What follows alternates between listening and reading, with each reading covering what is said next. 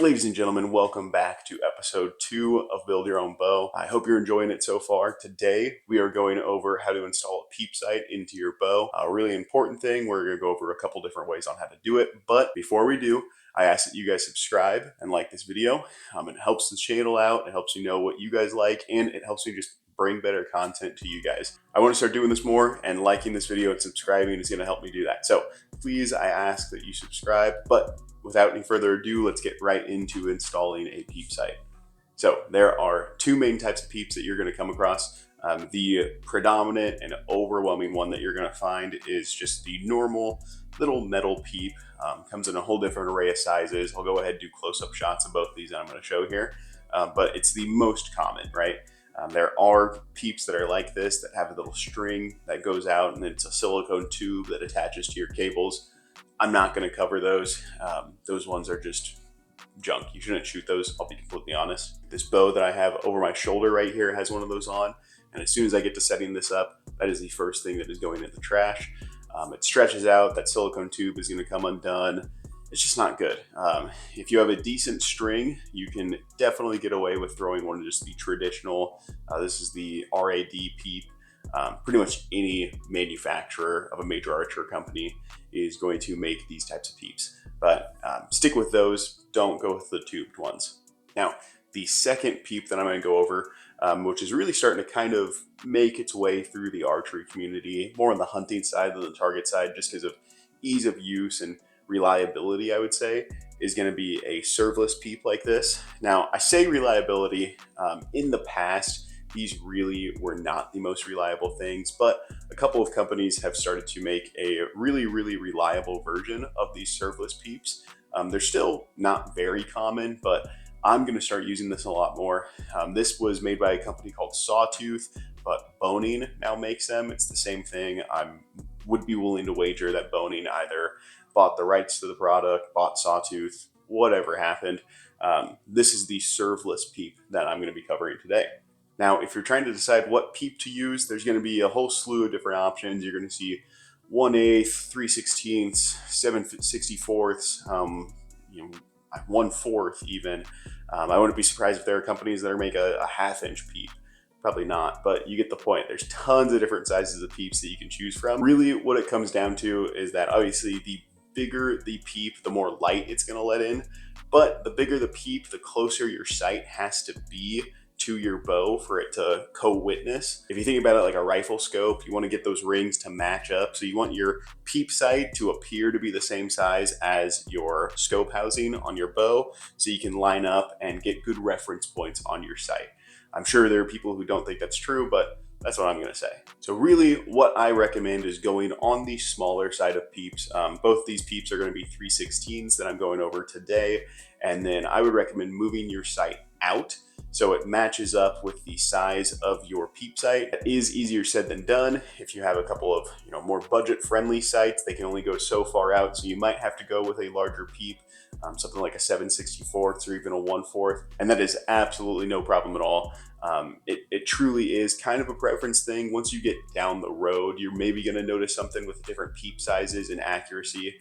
But at that point, you should be able to upgrade sights also, since you're probably a little bit more committed into archery than you were when you started off getting that budget sight or that budget bow or whatever it was. But enough talking, let's get into installing this PEEP. All right, so to start, go ahead and make sure your string is in good shape and you have a spot picked out for your PEEP.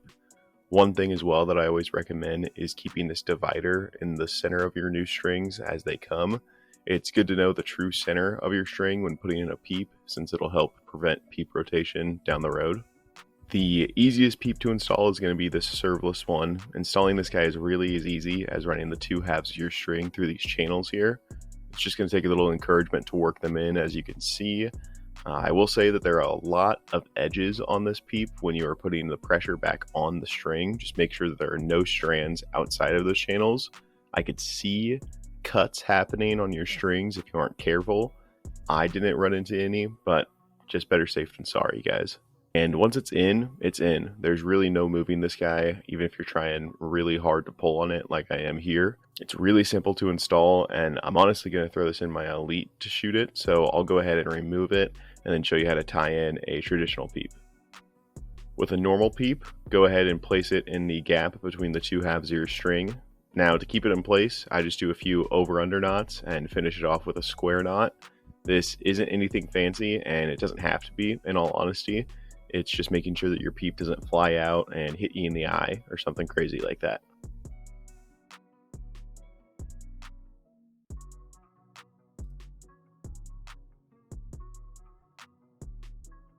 All right, now that's all good. Time to start off with the actual knots that will hold your PEEP in place. So right about where the two strands come back together from your PEEP, I'll start off with an over-under knot and then finish that off with a square knot. I really like starting off this because I feel like the knot holds tighter and doesn't move near as much as when I start off just tying hitches, which I will go into right after finishing this square knot. Now with the hitches, I do about 4 or 5 of them, and I make sure to pull them tight and towards the PEEP afterwards.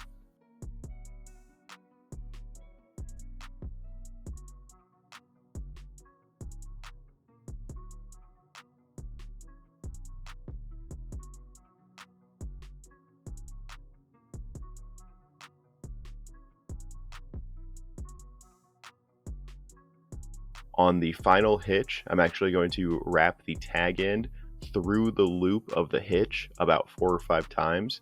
And as I'm pulling on the tag end, I'm unraveling the loop of the hitch, basically pulling it through, and I'm going to be pulling on the tag end as I'm doing it. You see it kind of unwraps around the string here.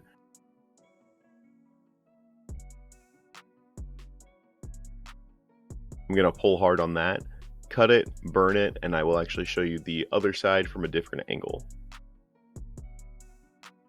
Alrighty, should I show you a different option on this side? I just start off with a square knot. I don't really go over under or anything like that.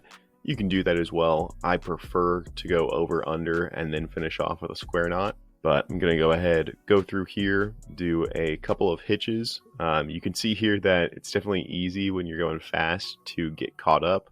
So make sure you're just kind of taking it slow if you haven't done it a whole lot. I probably should have taken it slower this time. This is my first time tying in a PEEP in a while.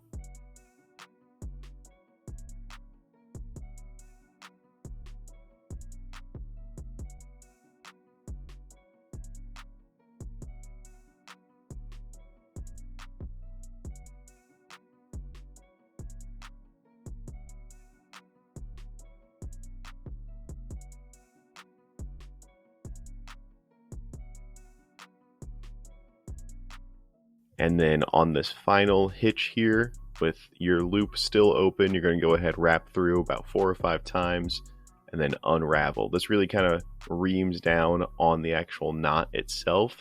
So you're going to have a lot of string wrapped around the actual string of your bow. And when you pull on it, it's going to make it a lot tighter onto the separation of your two strands.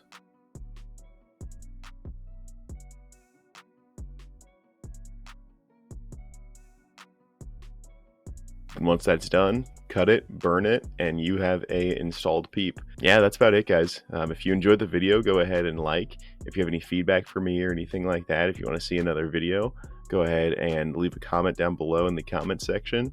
And if you guys want to stick around for more, go ahead and hit that subscribe button and make sure you guys turn on notifications. Hope you found this video useful, and I will see you in the next one.